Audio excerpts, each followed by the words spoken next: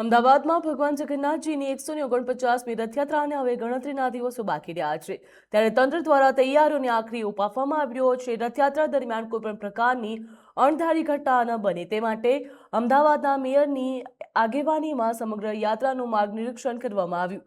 જગન્નાથ મંદિરથી લઈને સરસપુર, દરિયાપુર સહિતના સમગ્ર રૂટની સમીક્ષા દરમિયાન મેયર, ડેપ્યુટી મેયર, સ્ટેન્ડિંગ કમિટીના ચેરમેન, ડેપ્યુટી મ્યુનિસિપલ કમિશનર સહિતના અધિકારીઓ હાજર રહ્યા હતા। નિરીક્ષણ દરમિયાન માર્ગ ઉપર આવેલા જર્જરિત અને ભયજનક મકાનો તેમજ જોખમી વૃક્ષોની તપાસ કરવામાં આવી। તંત્રના જણાવ્યા મુજબ અત્યાર સુધીમાં 31 ભયજનક મકાનો દૂર કરવામાં આવ્યા, જ્યારે જ્યાં જરૂર જણાય ત્યાં વધુ સુરક્ષાત્મક પગલાં પણ લેવામાં આવ્યા છે। રથયાત્રાના દિવસે સંવેદનશીલ અને જર્જરિત ઇમારતો પાસે પોલીસ અને તંત્રના અધિકારીઓની ખાસ નજર રહેશે। દર વર્ષની જેમ આ વર્ષે પણ રથયાત્રા સુરક્ષિત અને નિર્વિઘ્ન રીતે પસાર થાય તે માટે સમગ્ર રૂટ ઉપર સતત દેખરેખ અને જરૂરી વ્યવસ્થાઓને સુનિશ્ચિત કરવામાં આવી રહી છે।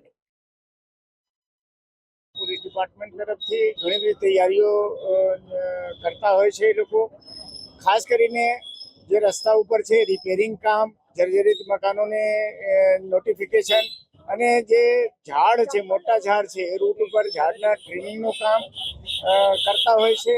અમે જ્યારે મંદિરથી, જગન્નાથજી મંદિર જમાલપુરથી નીકળીને આજે ભગવાનના મોસાલ રણછોડજી મંદિરમાં પહોંચ્યા છીએ, ત્યાં સુધી મને કોઈ પણ જગ્યાએ એવી વસ્તુ દેખાઈ નથી જેને પોઈન્ટ આઉટ કરી શકાય। આ વખતે એડવાન્સમાં પહેલાથી જ તમામ કામ પૂર્ણ કરવામાં આવેલ છે અને એનો મને બહુ હર્ષ છે કે કોર્પોરેશન અને પોલીસ ડિપાર્ટમેન્ટ તરફથી ખૂબ સારી કામગીરી કરવામાં આવી રહી છે। માન્ય ભગવાન જગન્નાથની 149મી રથયાત્રા જ્યારે 16 તારીખે નીકળવાની હોય, એના કોર્પોરેશન દ્વારા કરવામાં આવતા કામોનું નિરીક્ષણ, કોઈ પણ જર્જરિત મકાનની નોટિસ લગાવી છે કે ત્યાં ગ્રીન કવર લગાવવામાં આવ્યું છે કે જ્યાં મોટા વૃક્ષો છે એ વૃક્ષોનું પણ નિરીક્ષણ કરવામાં આવશે। રૂટ ઉપર જ્યાં પણ કોઈ પણ જાતની રથયાત્રાના રૂટ ઉપર કોઈ પણ ટ્રકવાળાને ચાલતા માનવોને તકલીફ ના પડે એ માટેનું નિરીક્ષણ કરવામાં આવતું છે। દર વર્ષે કોર્પોરેશન દ્વારા નિરીક્ષણની અંદર અને કોર્પોરેશન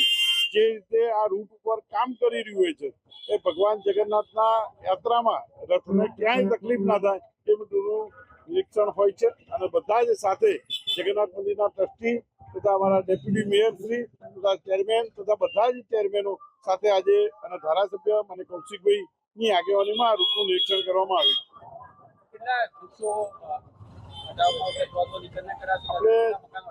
આપણે જર્જરિત મકાનોને નોટિસ આપી હતી અને નોટિસ આપ્યા પછી જે ઉતારવાના હતા એ ઉતારી લેવામાં આવ્યા છે।